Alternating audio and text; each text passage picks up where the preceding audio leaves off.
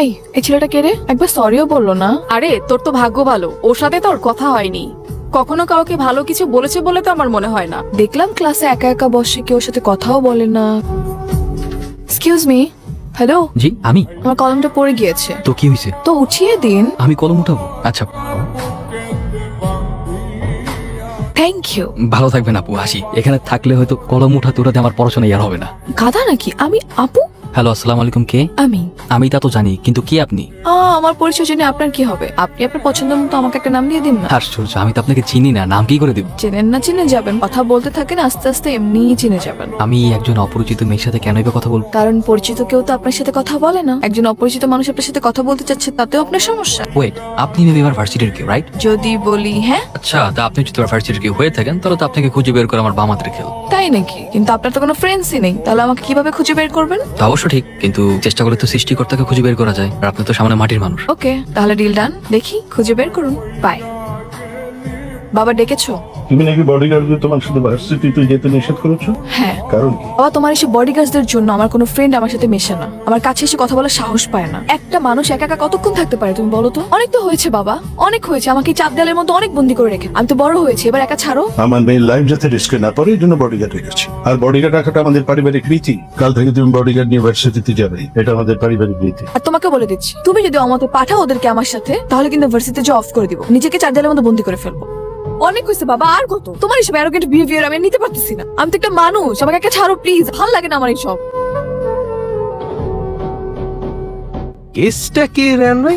রাত বেরোতে তো আপনার হাসাহাসি শব্দে ঘুমানো যান। কি বলেন ভাই? ওই হাসাহাসি করলাম না, কেসটা আমি একটু বুঝতেছি, তার নারী ঘটিত বিষয় মানুষ। তেমন কিছু না। আসলে হয়েছে কি, ওই ভার্সিটির ফ্রেন্ড, আমরা একসাথে পড়ালেখা করি, ওই লেখাপড়া নিয়ে ডিসকাস চলতেছিল। ও আচ্ছা, লেখাপড়ার বিষয়। না, এটা ভালো, তবে প্রেম ভালোবাসা কিন্তু ভালো না। প্রেম মানুষকে ধ্বংস করে দেয়।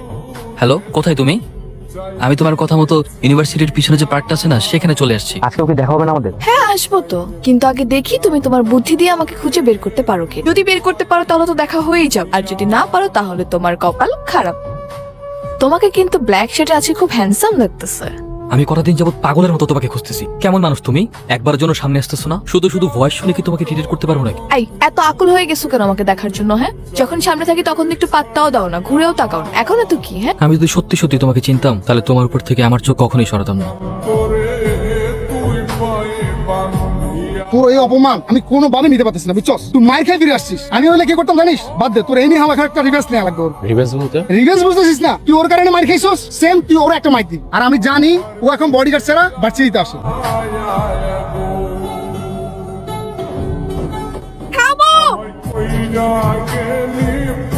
I love you.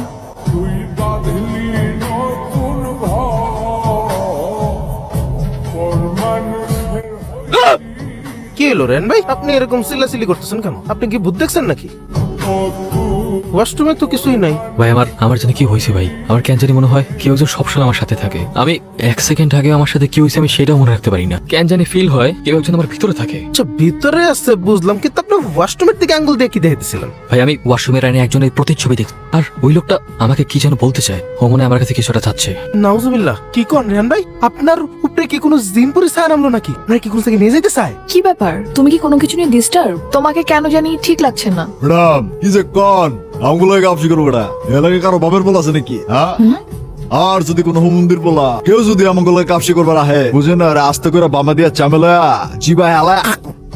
কি রেহান, তুমি কিন্তু অনেক ইন্টারেস্টিং। আমি কি বলতেছো? তোমার উপর ভূত ভর করে? Are you serious? সত্যি কথা বলতেছি, আমি ফিল করতে পারি আমার ভিতরে কেউ না কেউ, ইভেন কি আমার রুমমেট পর্যন্ত জানে। রেহান, এটা 2026, এই জেনারেশনে এসে তুমি ভূত বিশ্বাস করতেছো, আবার তুমি আমাকেও বিশ্বাস করতে বলতেছো। মানে আরে ক্রেজি রেহান, আসছে ভূত। ভূত কিভাবে ভর করে? আচ্ছা শোনো, তুমি আমাকে কি যেন বলতেছিলে ওই দিন, ওই যে কি যেন চামে দিয়া বামে চিপা দিয়া, আবার কি কি যেন বলছিল, আমাকে তো মজাই লাগছিল। আরেকবার বলো তো। হোয়াট? হ্যাঁ এগুলো আমি বলছি? হ্যাঁ। কি বলতেছো এসব? আমি এগুলো কেন বলবো? আমি কি এভাবে কথা বলি? এভাবে তো রাস্তা ছেলেরা কথা বলে। হ্যাঁ, নিজে সেদিন আমাকে এগুলো শিখে এখন আবার বলতেছে সে নাকি বলে নাই। তার মানে আমার ভিতরে যে থাকে তার সাথে তুমি কথা বলছো?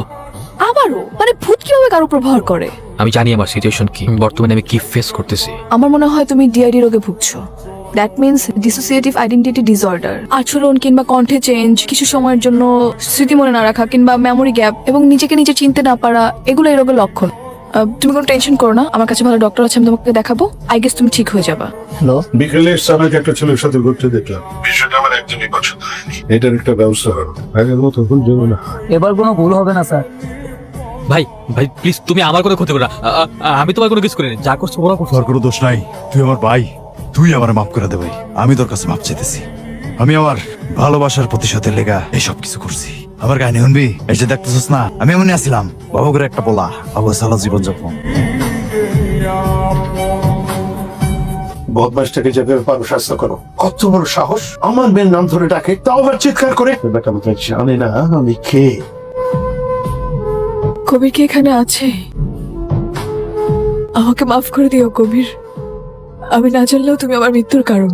আমি জানি না তুমি কে, কেনই বা আমাকে তো ভালোবেসেছো যে আমাকে মৃত্যুর পরও ছেড়ে যেতে পারছো না। তোমাকে দেখার আফসোস আমার সারা জীবন থাকবে। যে মানুষটা আমাকে ভালোবেসে মারা গেল, তাকে আমি একটাবারও দেখতে পেলাম না। তোমার জন্য আমার দোয়া করা ছাড়া আর কিচ্ছু করার নেই। যদি কখনো পরকালে দেখা হয়, আমার প্রতি প্লিজ অভিমান রেখো না। কবির চলে গেছে, ও আর কোনোদিন আসবে না, আর কোনোদিনও ফিরবে না। আমি আছি। তুমি আমাকে এখান থেকে অনেক দূরে নিয়ে যেতে পারবা? আমার বাবার এইসব টাকা পয়সা, লাক্সারি লাইফস্টাইল, এইসবের নিচে চাপা পড়ে আমি আর মরতে চাই না। আমার জন্য কেউ মারা যাক, আমি সেটাও চাই না। আমাকে ভালোবাসবা? ভালোবাসবো, সারাটা জীবন আঁকলে রাখবো।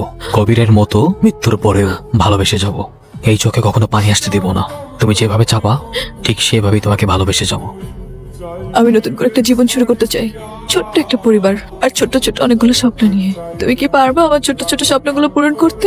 তুমি চাইলে হাজি এই মুহূর্তে তোমাকে নিয়ে শহর ছেড়ে চলে যাব, অনেক দূরে চলে যাব, যেখানে কেউ থাকবে না, শুধু তুমি আর আমি।